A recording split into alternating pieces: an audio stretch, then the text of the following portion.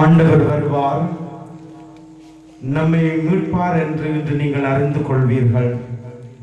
காலையில் அவரது மாட்சிமையை நீங்கள் காண்பீர்கள். பிதா சுதன் பரிசுத்த ஆவியின் பெயராலே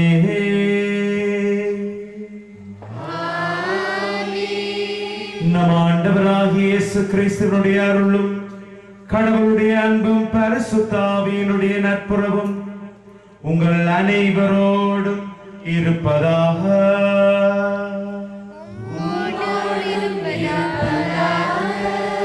அன்புமிக்க பிள்ளைகளே, சகோதரங்களே, நானும் ஆண்டவர் இயேசுவின் நாமத்தில் இந்த மகிழ்ச்சி மிக்க திருப்பலிக்கு அன்போடு வரவேற்கின்றேன். வருஷம் முடிகின்ற நாட்களிலே நாம் ஆண்டவருடைய சன்னிதானத்துக்கு ஓடி வந்து அவருடைய பிறப்பு விழாவை மகிழ்ச்சியாக கொண்டாட நமக்கு ஆண்டவர் கொடுத்த சந்தர்ப்பத்திற்காக நன்றி சொல்வோம்.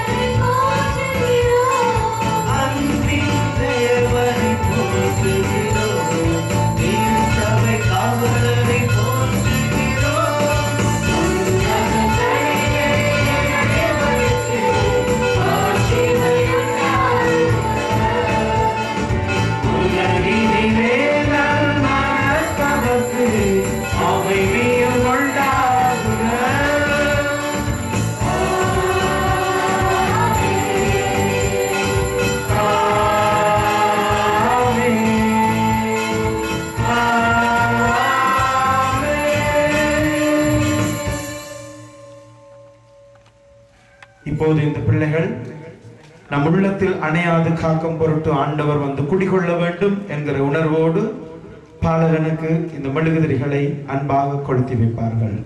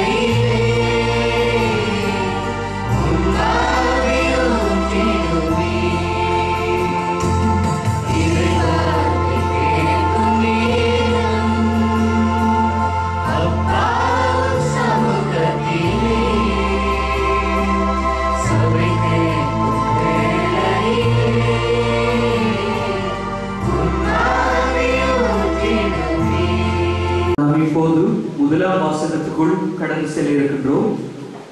கிறிஸ்து அரசர் பிறப்பு பெருவிழாவின் முதல் வாசகமானது எசாயா நூலிலிருந்து எடுக்கப்பட்டுள்ளது.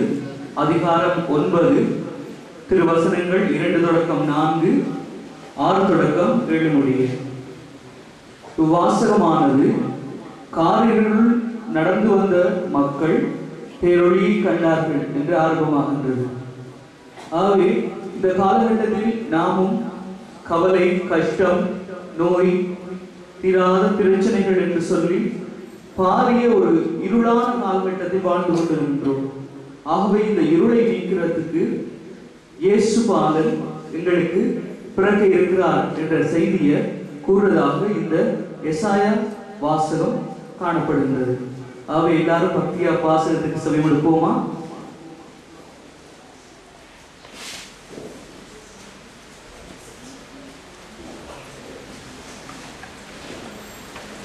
இறைவாக்கினர் எசாயா நூலிலிருந்து இன்றைய முதலாம் வாசகம்.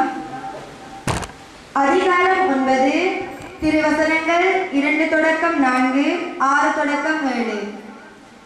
இறைவாக்கினர் எசாயா நூலிலிருந்து வாசகம். அதிகாரம் 9, திருவசனங்கள் 2 தொடக்கம் 4, 6 தொடக்கம் 7.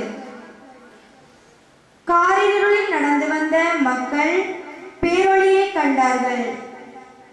சாவின் நிழல் சூழ்ந்துள்ள நாட்டில் குடியிருப்போர் மேல் சுடர் ஒளி உதித்துள்ளது.